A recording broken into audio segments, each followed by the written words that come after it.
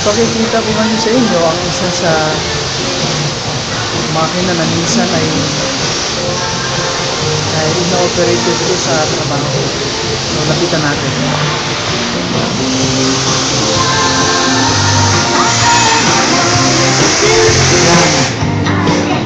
Yan, delikado yung ano na yan, yung magazine ng drill. Isa sa produkto namin yan.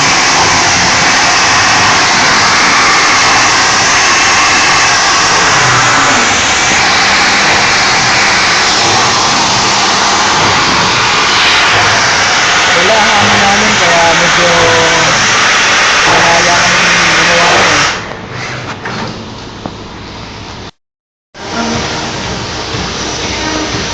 Ito naman ay isa sa ilan lang sa mga makina na pang-butas, pang-cutting.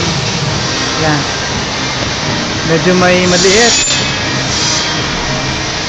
na makina. Tapos may medyo malaki ng konti.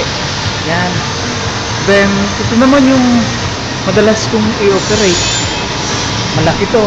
Sakit na tenga yan. Tapos ito na yung pinakamalaki. Actually, ito yung pinaka-automatic. Di kuryente. Ito naman di kuryente din.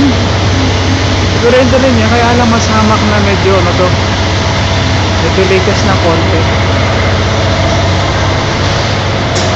And then namin tinatambak yung mga nagawa ng produkto na i-deliver.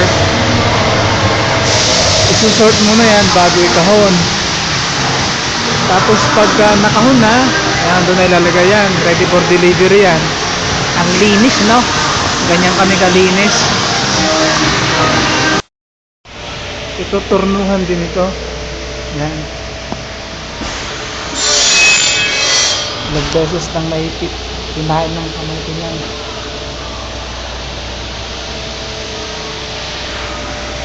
Ito may cutting area. Dalawa lang kami ngayon kasamang Koreano.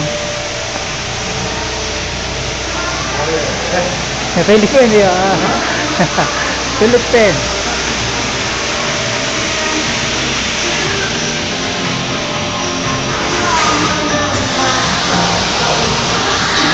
Medyo maluwang pagka Sabado at walang ganong order. Minsan, dalawa pa lang, tatlong tao lang ang sa trabaho.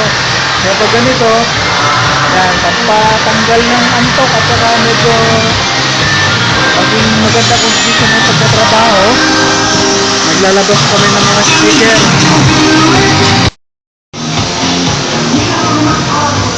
Bali, ito yung pinaka-office namin.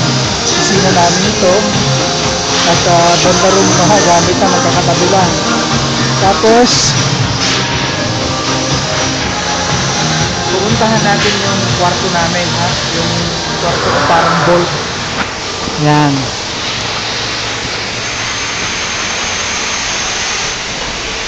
Ito yung pintuan ko. Hanggang bewang na yan. Yan lang ng kwarto ko. Yan. Yung working area na yan.